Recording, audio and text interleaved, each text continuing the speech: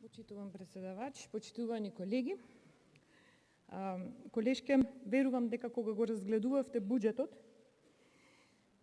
нели, како што кажа колешката од Социјалдемократскиот сојуз, тоа е жива материја, па се прашувам да не ви избега од рака, дали се сложувате за училиштето во Зајас и набавката на огревно дрво со вкупен износ од 7 милиони евра е избегана работа.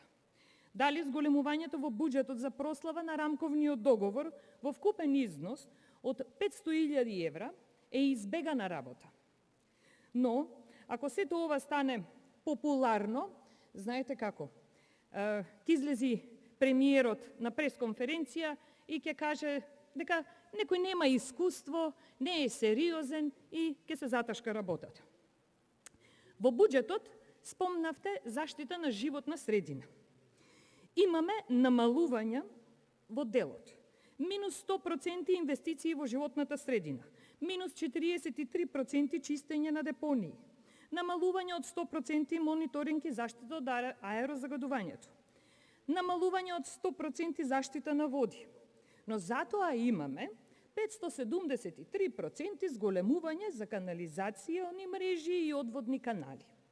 Но, за информација на јавноста, нели, следува, тоа е буџет за 2021 година, следуваат избори и изборна година ќе треба населението да се измами, да се излаже, граѓаните да бидат измамени сериозно од ваша страна. Образование. Рековте образованието за сите. Образованието денес во Република Македонија е се, само не е за сите.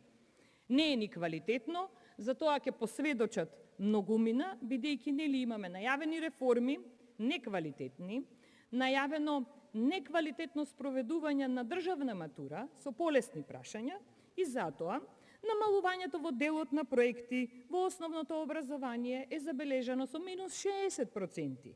Но затоа заем од Светска банка имаме во вкупна вредност од 25 милиони долари за воведување на реформи.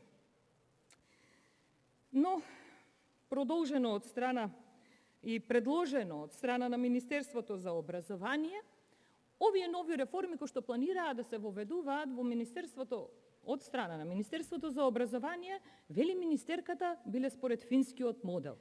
Не се ни најмалку налик на финскиот модел и згрижува фактот што ветувавте сите, а и сите ветуваме, нели, во предизборната кампања, дека кога ќе се прават некои реформи, тие реформи квалитетно ќе се спроведуваат.